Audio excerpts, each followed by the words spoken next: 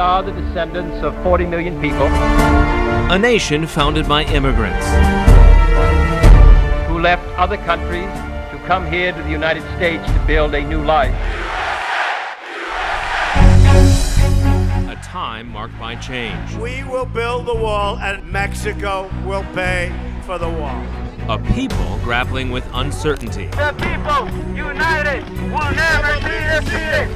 Immigration in America has become one of the most divisive topics in today's political discourse, pitting America's immigrant population of today against those who once descended from immigrants. This isn't a country of free and open borders and lawlessness. This is a country where you obey the laws, you obey the rules. It's a reality that has called into question our nation's immigration policies, created debate over the impacts of immigrants in this country, and led to clashes over the future of immigration in America. Good evening, everyone, and thank you so much for joining us for our Immigration in America Town Hall. I'm Tim Boyum. Over the course of the next hour, we're going to talk about immigration in America from many of the perspectives that you just saw in our documentary, but we're going to look at it through the lens of North Carolina. And for that, we have a passionate and thoughtful panel to work through these issues in North Carolina. Let's go ahead and get to it and introduce you to our panel. First, Donnie Harrison, the Wake County Sheriff, first elected back in 2002. He's been in law enforcement his entire career. As of May 10th, marked 50 years in law enforcement. Congratulations, sir. Wake County has taken part in the 287G program as well that gives local officials some power to enforce immigration laws. Steve Rao is the Mayor Pro Tem of Morrisville here in the Triangle. He works in the tech industry and research Triangle Park for Alphanumeric Systems. He's been working on immigration issues from the perspective as an elected official and tech worker. William Geen is president of ALAPAC, which stands for Americans for Legal Immigration PAC. His group is adamantly against illegal immigration and amnesty of any kind. In our Greensboro newsroom, Sam Page, Rockingham County Sheriff, first elected back in 1998. He has 30 plus years in law enforcement, and just this year, he met with President Trump to talk about border security and immigration issues. In our Charlotte newsroom, Jose Hernandez Perez, Executive Director of the Latin American Coalition, an immigrants' rights organization. He was born in Colombia and raised in Charlotte. Finally, Diane Stewart, once an undocumented immigrant in this country in 2001, her family left South Africa, came to the U.S., but had to self-deport. She estimates by the time they are U.S. citizens, it will have been 20 years and will have cost $320,000. She now runs a company called Pathway USA to assist families move to the United States successfully. And our last panelist, you can take part by calling us to ask questions of our panel and talk about this issue as well. That number is 919-882-4040. Again, 919-882-4040. And of course, that discussion happens online as well. And for that, we have Donna Natosi, our senior digital content producer. Donna, if people want to get involved with this online and get in the conversation, how can they do it tonight? So tonight we want to hear your thoughts and your questions. You can join the conversation on Twitter by using the hashtag ImmigrationNC. And then your comments and your questions could be featured on television. And if people want to get more information about what we're talking about, our website has quite a bit as well, right? It sure does. We have facts about immigration specific to North Carolina, as well as an interactive map about the immigrant population in the United States. All right, Donna, thank you very much. We'll have much more on the social media aspect throughout the night as well. Again, you can call that number 919-882-4040 to get involved with the conversation. If you want to do it online, hashtag ImmigrationNC. Let's get this conversation rolling here and start with sort of first impressions about the documentary that we aired tonight. Sheriff Harrison, what stood out to you? Well, I didn't see what happens here in Wake County. This was somewhere else. Wake County is entirely different, and I thought that the immigrant population had a little bit more to say than the people that's not involved with the immigration. You know, maybe we should have had a little bit more of both sides. Steve, your impressions? Well, it didn't address some of the things I'm going to talk about tonight, which is technology-based and skill-based immigration, and we have a lot of that going on in Wake County and North Carolina. But I think my first impression is I am concerned that there's a lot of people out there afraid, and you know, how we can come together as a country to have a reasonable immigration reform package put forth to the Congress. So I wish it had been, like the sheriff said, a little bit more about what's going on in North Carolina, but it was very informative for me. And that's what we'll be talking about a little bit more tonight. William, as you watched that, what stood out to you? The first thing that stood out was it seemed to confuse legal immigration with illegal immigration throughout the film. The other thing is that the voices of those that have been negatively impacted by hyper-legal immigration or illegal immigration were excluded from the film. You didn't see anybody that had been negatively impacted, had been replaced in their employment or lost their home or the other type of things that have happened to people because of immigration-related problems. So it would have been nice to have seen those voices included in the film. All right, Sheriff Page, your impressions. I have to agree with Mr. Gein on that, is that it was a very humanistic side, but it more so told about the side from the illegal immigrant in some of our communities. We're not as big a farming community as some of these other areas, but again, it was a humanistic side, and I know about the hard-working efforts and stuff like this, and the family component. But I would have liked to heard some comments from the persons that came here legally into the United States, into North Carolina, and they're living, and what their take is on it. Mr. Hernandez Paris, I imagine you have a bit of a different view of what you saw tonight. Yeah, absolutely. I thought it was an amazing documentary. I thought that it is about humans, it is about people, and it is not about simply numbers. And I think that bringing a face behind the numbers and the statistics and putting behind some of the fears and the one-liners that have dominated the conversation, I think is incredibly important. So I appreciate it to be able to see the reality of immigrants. Dan, you've been part of a documentary yourself on the struggles that your family has faced. When you watch something like this, does this strike a different chord, do you think, for you than someone else? Well, having lived it and having been, done it legally and came here to do it properly and have been so abused by the system, I thought the actual film was very good. I thought it was extremely well presented. I think that not only undocumented immigrants are treated badly here, legal immigrants are treated equally badly. We're going to get into some of the specific issues here in the segments to come, but I really just want to go around the horn first and get your impressions on what is the biggest issue facing this country when it comes to immigration. Sheriff Harrison? Well, my thing is, who do I have in Wake County? I can speak for Wake County. And my concern is I've got to protect everybody, regardless whether they're undocumented or documented.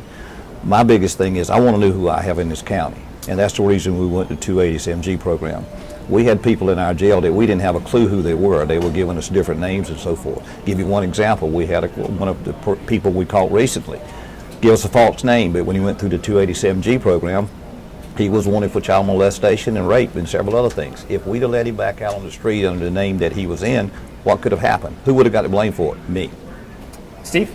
Well, I look at it from the perspective of innovation. I mean, in terms of just immigrants who have come to America, 40% of the Fortune 500 were founded by immigrants, from Google to Yahoo to Sun Microsystems, Nordstrom's, you can go on and on. And I think that many immigrants, President Trump wouldn't be able to tweet on his iPhone if a refugee from Syria didn't come and invent the iPhone. So, I mean, I think at the end of the day, this is creating a lot of jobs, and one concern that I have is that particularly skilled visa immigrants, it's a different conversation, are here in America, many of them are Indian American in Wake County, and if they can't become citizens and innovate, are they going to go somewhere else and do that? That's one, and then the IT shortage, which we'll talk about later. Yeah, well, and I have a question for you, William, in a minute, but first, Joseph from Kernersville is on the phone. Joseph, do you have a question or comment tonight? Yes, sir, I do. Thank you so much for your time. One thing that I guess I'm having a hard time understanding, and I think people seem to forget, what part of illegal is people forgetting about? If someone else breaks a law, what have you, we get fined or have to go to jail or things of that nature. Thankfully, I've never been a big thing like that. But it's about like the young lady there just a moment ago, the pathway to America, I think it is, what she said, how she was treated trying to become legal into the country. I don't know anything about that. Naturally, she does, but unfortunately, I don't. But I guess I just have an issue with illegals coming in, and either they're trying to become legal or they're not trying to become legal, but it doesn't seem like anything's being done. So I just had a question. Somebody could help me understand that. And thank you all so much for your time. Y'all have a good evening. Joseph, thank you so much for calling in. Appreciate it. William, I want to come to you for a second, but Diane, he addressed you. How do you respond to that? Well, I think that if people were able to come here legally and there was a line for them to stand in, that would be understandable. The problem is that there is no line for them to stand in. If there was a means that they could do it legally, they would. I guarantee you that they would. But unfortunately, the needs of this country far exceed what the legislation actually outlines and allows people to do. That's the problem. The second problem is that it's never been enforced. You've got all these laws on your books, but you've never enforced them. I had been shouting at Sue Myrick, who was my representative here years ago, and outlining exactly where the loopholes are and where the problems are. But nobody to this day has done anything. All right. There was, for example, no record of anybody leaving the country. You could get in here on a legal visa, but there was no system where they would actually control who was going, who was leaving. Good evening and welcome back to our Immigration in America Town Hall. I'm Tim Boyum. Thank you so much for joining us. We want to get right back to the phone lines. Got a lot of people calling in tonight talking about immigration. James in Greensboro is on the line. And James, you say you lost a job to an immigrant. Yes, I did. Tell us your story, sir. I built houses for 27 years, and I had to finally give it up because the Mexicans come in and started underbidding me as much as $3 to $4 a square foot for building a house, and it just run me out of business as well as a lot of other people. And I'm not racist or anything like that, there's a lot of good Mexican people in this country, but the illegal immigration has got to a point where it's absolutely ridiculous. They're filling our schools up. Most of them, they don't even know who they are. They don't know how to speak no English. Some of them are 15, 16 years old, setting aside 8, 9, 10-year-old kids. They're taking our health care away from us. My wife is 52 years old. She works and makes $9.25 an hour. She can't even get health insurance. But these Mexicans, they can get all the health insurance they want, the illegal ones even. All right, and I just don't think it's fair. James, thank you very much for your phone call. William, I know this is an issue you have a lot, but there are a lot of experts out there that say these illegal immigrants are not taking Americans' jobs. So how are we supposed to make sense of this? Well, they are, and Diane hit up, first of all, Diane, thank you for legally immigrating and respecting our laws coming to the country. And both your caller from Greensboro and Kernersville are all telling the same story. If you're an American citizen or someone playing by the rules and trying to do things the right way, then you're confronted at every turn by difficulties, expenses, hardships, injustices. But if you're an illegal immigrant and as soon as you cross the border, your health care, your cell phone, your education, your transportation, your clothing, everything is covered by the United States taxpayer, and the way is paved. And this film that we just saw actually glorified crossing the border illegally. They had a segment with a field of stars and happy music playing and a mom holding a child's hand as they cross the border. It's the large companies that make this product are saying, hey, this is something that we want to glorify, but if you're an American citizen out there trying to pay your bills, work your job, do the things the right way, you're being penalized at every turn. Jose, I want to give you a chance to respond to that. Yeah, that's absolutely untrue. That's just the use of fear and misinformation to turn people against undocumented immigrants and immigrants overall and give it a negative connotation. And the immigrant word has become a negative connotation where this country was made of immigrants. This country was founded by immigrants and it has always benefited from that. This country is what it is because of the immigrants. So and to say that they are taking away jobs and to say that they're using health care and that they don't even qualify for all those government benefits. Exactly. They actually contribute into the system billions and billions of dollars that are not even used by them because they don't qualify for that money that is going into the treasury of the United States to be used for programs and services. The undocumented population, the economic impact of them is over $1.6 billion to the American economy in two ways. One of them is creating additional jobs and revenue for the rest of the community, but secondly, also creating jobs and opportunities for other individuals. So I think when people look at the statistics and look at the reality, it's just false information. That's not false. The yeah, I'd reality like is to that over $100 billion worth of federal tax resources are drained by illegal immigrants each year, according to the Federation of Americans for Immigration Reform.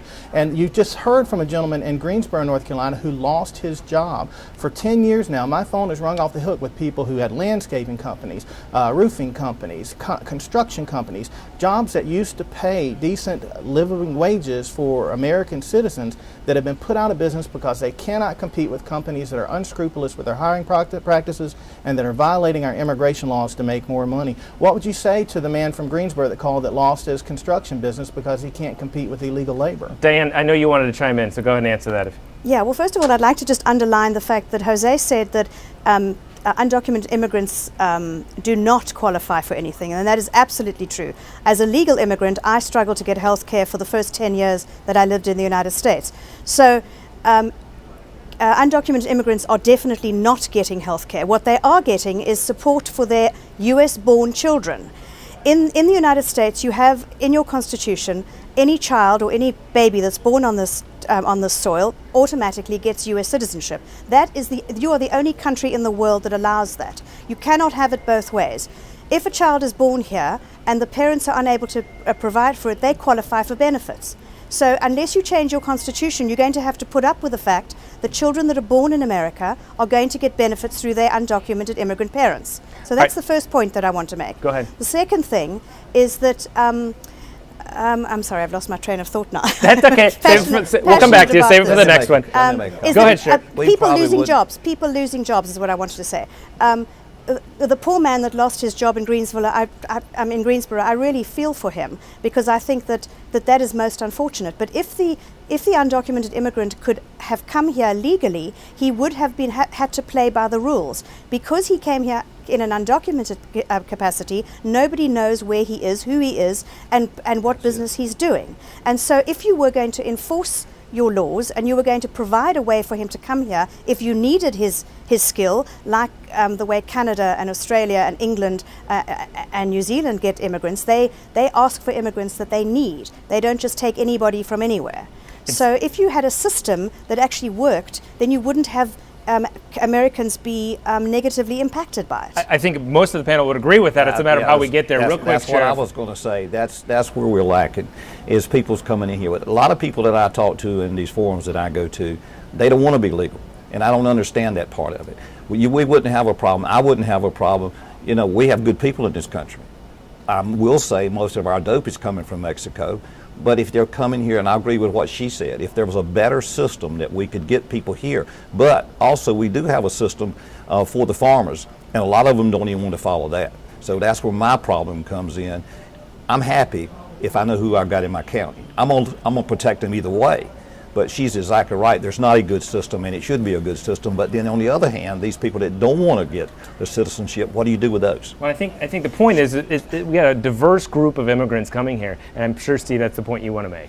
Yeah, it's a very diverse group. I mean, I think just the point, is that number one, I'm a member of the New American Economy, which is a national bipartisan group started by Mayor Bloomberg and 50 metro mayors, and they have a lot of studies of how immigrants coming in support agriculture. Governor Cooper would tell you and his Commerce Secretary that agriculture is one of the largest growing states in North Carolina, and we will be severely hurt if we just say illegal immigrants can't come in. Now, do we want people to break the law or not come in? We want them to help make America better. Second point I'll make is that we often forget that people came to America as a sense of hope. They left religious persecution. They wanted to come to a country where they could be free. So I don't agree that just by saying all illegal immigrants out, that we're going to make America better or stronger. We've got to create new jobs and new opportunity for our citizens. Just real quick. On the other hand, if we don't know who we're getting, we're going to have another 9/11. That's coming, so you can count on it. Yeah, I don't believe that any immigrant comes to the United States wanting to be an illegal. I absolutely refuse to accept that. People come here because they want to work hard, they aspire to the American dream just as I did for my children and my family. So I don't buy the fact that they want to stay undocumented. If they had a line to stand into, if they had a means to do it, I guarantee you they would. Well, I can tell you in the last 2 years, the number of forums that I've been to, which has been many, I have asked those questions over and over. Why do you not? And they just say, we don't want to go through the process. Sheriff Page, because it's so, yeah, exactly, because it is so absolutely ridiculously inhumane. I've done it. I self-deported. Sheriff Page, you've met with President Trump on many of these issues. Well, I did. We talked about the support of law enforcement, local, state, and federal, but that also intertwines with Homeland Security. But you know, the question I would ask this young lady was, when was the last time you've talked to your senator, to your congressman? That's another starting point also, because it seems like I've been working on this program for about 7 years, and it seems like it's just been a kick the can down the road situation. It's an election cycle after election cycle after election cycle, and nothing gets done. And so, you know, if our system needs to be tweaked, then it starts with our legislature. It starts with you, and it starts with our legislature to encourage them to have the will and desire to fix our system if it needs to be fixed or where it needs to be fixed. Don't you agree? Sheriff, they don't want to fix it. Well, why do they want to fix it? We want to go to Harris Teeter and buy wonderful, fresh, beautiful strawberries, for $3.99. We don't want to pay $6.99 for it, because that's what we have to pay if we have an American picking those strawberries. They have no desire in Washington to fix this problem on either side. William, go ahead. In Washington, yes. In Washington, agree. yes. They like it. But the American people are trying to speak out loud and clear on this. They want our existing immigration laws enforced. And the current immigration law for an illegal immigrant in the United States is returned to the nation of which they are citizens of, and that is justice. If we apply current American justice to illegal immigrants, they are to return to the nations of which they are citizens, and if they have minor children, be they illegal as well or they're American-born children, the law states they are to return with their parents, and that's the law. That's what Americans support. We can't quite explain what non-constitutional power it is in Washington, D.C. that has deprived every American of a functioning republic and existing laws. I have, as an American, have every right to expect all of my laws to be enforced to my satisfaction, and until that's fixed, everybody wants to fix the system for the illegals or fix the system for the refugees. Donald Trump made a very important point. Let's fix the system so that the American citizens are happy with it, because we built it, we funded it, we fought the wars to protect it, and we're the ones that are supposed to be represented. Right, I need to go something else in a minute, but Jose, I saw you shaking your head quite a bit there. Yeah, I mean, it's like, for you, who is an American? Someone that looks like you? I'm an American, and I have a voice. And there are millions of people that look like me that have a voice too, who are Americans, who also want the system fixed, who do not believe that people should have to migrate illegally. We forget our history. We forget what these people are here. We don't acknowledge the fact that we have civil wars in Central America fighting against communism. You forget about the Iran-Contra deal and the reason that we have all these refugees coming over here. We forget the Middle East and what happened in the Middle East with Syria and what happened with Iraq and why people are having to come to this country, and our responsibility with that. And we are a country of laws. We are a country of justice. We are a country that has benefited for migrants for hundreds of years. And now we want to categorize what an American looks like. Well, no, I didn't say anything. And I hate to disagree with you that many millions of Americans that look like me want the system to be fixed and want and agree with the system of law. We're not against the law. We're not against justice. We're acknowledging the fact that we have a system that doesn't work for anybody, but you refuse to fix the system by putting barriers and by creating fears that put barriers to allow people to migrate here illegally, and to recognize the people that have made this country what it is. Americans of every race and every gender deserve to be able to have our laws enforced and our Constitution enforced, and they should be able to get on television or stand up at some forum without someone like you trying to call them a racist. You're trying to put fear in people because you're trying to... I didn't use the word racist. You said, what is an American? Someone that looks like you? That's exactly what you're doing. Because that's what you said. That's exactly what you said. It's an ad hominem attack, and you should have gotten... You're the little boys and little girls that cried racist way too often. You should have learned from Donald Trump's electoral victory that people aren't buying that because you're applying the term to people that don't deserve it, and it's really... who won the popular vote? Okay, right? It's very defamatory. Who won the popular vote, right? Don't call people racist just because they don't agree with it, sir. I didn't say that. You said what? Oh, well, people that look like you. Are you an American? Do you look like an American? Well, that's what you're saying, that the American people have a right to voice. That's what you're saying. And so who is the American people? People, the American people are the people who were born here, who have paid the taxes, who have U.S. citizenship, who are Well, tied I wasn't to the born debts here, but of I'm this a nation. U.S. citizen. Right. Then you have I'm an the right to American too, and expect have your laws every to be right that you enforced. do. And my I have in-laws absolutely were- every right like my you do. in-laws- We only have a few minutes left, so I kind of want to go around and do some final thoughts on just our conversation tonight and immigration in general. We'll go one by one. Sheriff Harrison, your final thoughts tonight. Well, I think here in Wake County, I can't speak for the state, but I think in Wake County we have a good program here with the 287G. It protects the people, not only the citizens of this county that's been here forever, but the people that's in here. We have a lot of advocacy groups that put fear into our immigration population. They want them to spend money, to give them money to try to protect them, and I don't believe in that. And I want the people to know that they can call me anytime they want to. We've got a good communication here in Wake County. And you're talking about leaving just in Wake County. We processed over 22,000 since 2008. About 9,000 of them went through proceedings with ICE. Out of that 9,000, almost 1,000 have returned. So there is a problem at the border. There is a problem that we need to address, but I want everybody to know the undocumented and documented are going to be protected in this county, but there should be a better process. Sheriff, thank you. Steve? Well, my perspective is I'm the son of immigrants. My parents came here in 1969, and one of my closest friends who came with my dad always tells a story of when he saw the Statue of Liberty, how emotional it was for him because he knew that he could come to a country and contribute so much and bring culture and technology and innovation. He became a physician as well. So I think that immigration is the story of this country. I think the thing about it is there's different perspectives you've heard tonight. And I think what we have to do as a nation is come together and figure out what is the path to reform. The second point I'll make as I close out is, the technology sector we didn't talk a lot about. And there's the skilled visa program. And there's a lot of people, some of it has to be reformed, but 32% of all PhDs in this state from a land-grant university are foreign-born. 61% of PhDs, this is all new American economy data. And there's 50,000 Indian Americans. Many of them think I'm their congressman because they've been here 10 years. They call me to get their visa expedited. I think I'd say let's accelerate the path to citizenship for those who are here legally so they don't leave and start a company somewhere else. Thank you, Steph. Appreciate it. We got less than 2 minutes here, so a little bit quicker. Willem, go ahead. The existing borders and immigration laws in the United States are fair, they're just. They are the product of our elections, the deliberations of our Congress. They have been signed into laws by presidents. There's nothing more important than having them enforced. And that is what the American public wants, because those laws are designed to protect American jobs, wages, communities, and even American lives. All right, Jose, thank you very much. Lastly, Jose, real brief. Thank you. Sure.